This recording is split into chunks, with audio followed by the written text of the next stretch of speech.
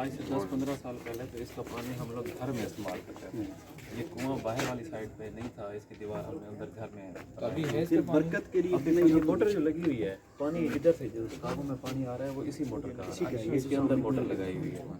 पानी इधर से आ रहा है। पहले मीन के 10-15 साल पहले هو خير ثوابا وخير عقبا واضرب لهم مثل الحياة الدنيا كماء أنزلناه من السماء فاختلط به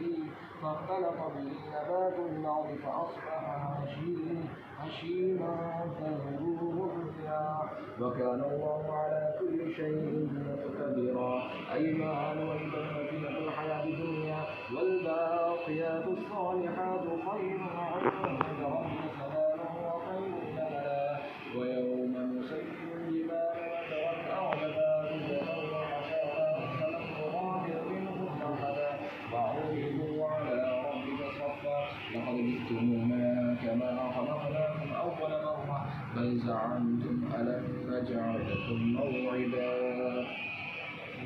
ووضع الكتاب فترى المجرمين مشفقين مما فيه ويقولون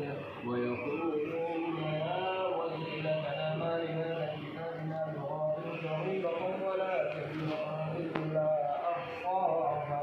ووجدوا ما عملوا حاضرا ولا يظلم ربك أحدا وإذ قلنا للملائكة اسجدوا لآدم فسجدوا إلا إبليس كان من الجن ففسق عن أمر ربه أفتتخذونه وذريته أولياء من دوني وهم لكم عدو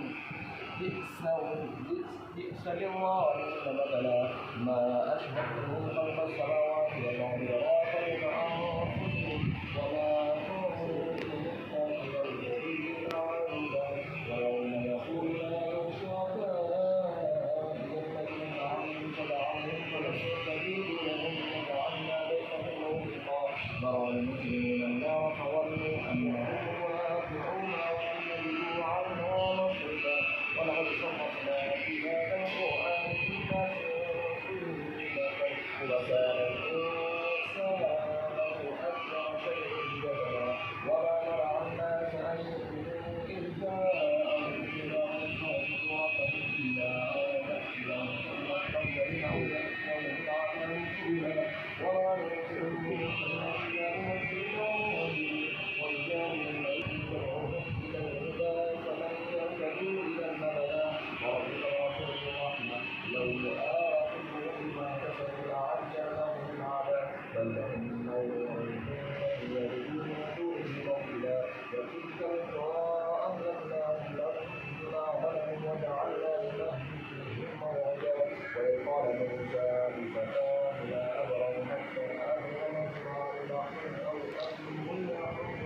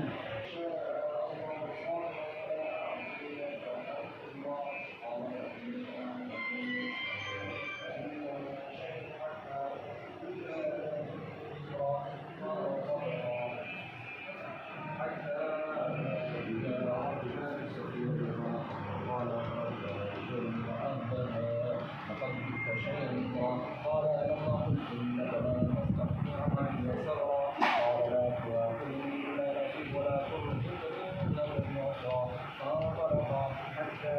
إذا لقيا غلاما فقتله قال قتلت نفسا بغير نفس لقد جئت شيئا نكرا قال ألم أقل لك إنك لن تستطيع معي صبرا قال إن سألتك عن شيء بعدها فلا تصاحبني قرب له من لدني عمرا فانطلقا حتى إذا أتيا أهل قرية قطعنا أهلها فأبوا أن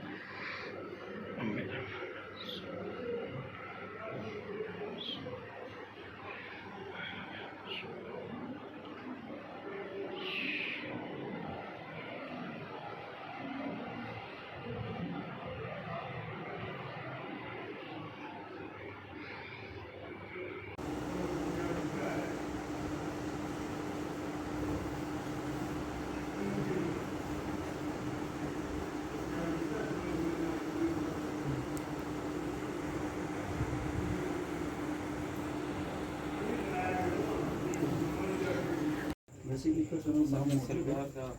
ये देखें, अब ये हाफिज़ सिराज अहमद शगीर मखदूम जहां से, लेकिन ये भी मशहूर है, वो भी मशहूर है, दोनों उधर की उधर भी है वो आपने देखी वो तो है ना खलीफा ने इसको बचा बनी। तो यहाँ पे एक बड़ा सा दरख्त था, आपने तो देखा बाप होगा। फरीद साहब का